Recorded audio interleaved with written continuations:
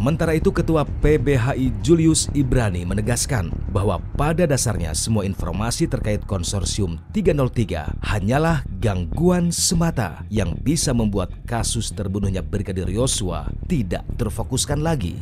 Baginya, yang terpenting saat ini keseluruhan pengungkapan kasus pembunuhan bisa segera tuntas. Jadi bisa dikatakan bahwa Mas Julius mau menyampaikan bahwa kemudian isu mengenai bagan konsorsium dan lain sebagainya ini seperti noise yang diciptakan, sengaja diciptakan untuk mengaburkan substansi dari kasus ini. Betul. Jadi kalau dari klaster isu yang kita ikuti selama kasus pembunuhan Brigadir J, klaster pertama soal pembunuhannya, lalu soal etik profesional dan obstruction of justice-nya. Nah, yang ketiga ini soal noise, gitu. Jadi kesemuanya ini sampai detik ini belum ada yang selesai, ya, belum ada yang ditutup, belum ada yang dilimpahkan ke pengadilan. Tapi noise ini membawa pertanyaan besar, dua pertanyaan besar. Kepada siapa? Kepada Kapolri semuanya. Satu, apakah Kapolri mampu membongkar kasus besar yang melibatkan perwira tinggi internal? Kalau tidak, artinya dia mengalami problem manajemen struktur.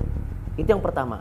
Yang kedua, apakah Kapolri mampu melakukan manajemen terhadap perwira-perwira tinggi, ya, yang diduga terlibat dan kemudian dapat mendudukannya satu meja dan membawa pada satu kesimpulan yang sama.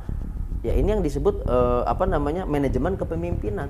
Nah, kalau ini tidak mampu dilakukan, maka satu-satunya cara adalah dengan mengganti atau di take over oleh tim khusus di bawah Presiden dan Kejaksaan Agung. Arahnya kan selalu ke sana.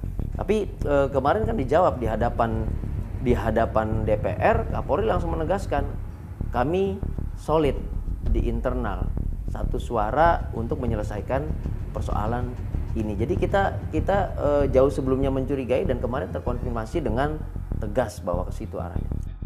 Pandangan ini disangkal oleh Sugeng Teguh Santoso. Ketua IPW itu beranggapan jawaban atas pengungkapan kasus konsorsium 303 apakah terkait atau tidak dengan kasus kematian Brigadir Yosua tetaplah dianggap penting. Sebab boleh jadi yang beranggapan demikian justru ingin menutupi segala sesuatu yang besar terkait kasus ini. Nah Pak, saya ingin minta tanggapan dari IPW, karena saya juga wawancara dengan beberapa pihak Pak. Ada pihak yang menyatakan seperti ini, isu mengenai bagan konsorsium 303 judi online, kemudian Kaisar Sambo dalam tanda kutip, itu merupakan noise atau kebisingan yang sengaja diciptakan untuk kemudian mengaburkan fakta sesungguhnya berkaitan dengan konstruksi kasus. Kalau IPW melihatnya bagaimana? Itu mirip-mirip dengan pernyataan hoax, ya, bahwa kasusnya Brigadir Yosua adalah kasus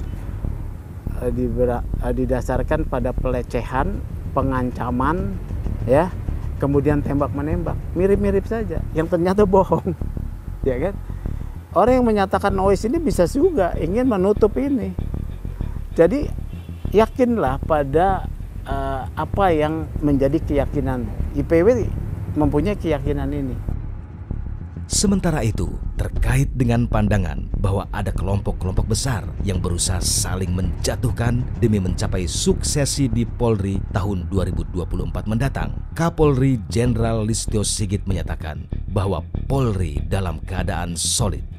Peristiwa ini juga tentunya sangat ditunggu-tunggu dan menjadi perhatian publik, dan mungkin karena peristiwa yang cukup lama dan ini sangat mengganggu juga. Dan tentunya ke depan kami akan segera melakukan perbaikan-perbaikan dan pembenahan internal ke dalam dan juga melaksanakan tugas-tugas yang menjadi tugas pokok Polri dan tugas-tugas yang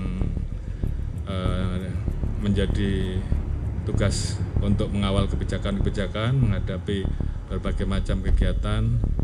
Kami nyatakan bahwa kami tentunya akan menindaklanjuti apa yang menjadi rekomendasi dari Komisi 3 dan Polri saat ini tetap solid, dan ini tentunya menjadi modal kami untuk terus bekerja lebih maksimal. Di tengah upaya pihak kepolisian mengusut tuntas kasus kematian Brigadir Yosua, Kapolri berkali-kali menegaskan komitmennya untuk memberantas perjudian dalam bentuk apapun. Kita tentu tunggu perkembangan penyidikan dari pihak kepolisian untuk mengungkap apa sebetulnya motif pembunuhan terhadap Brigadir Yosua. Saksikan terus Fakta setiap hari Senin pukul 8 malam hanya di TV One.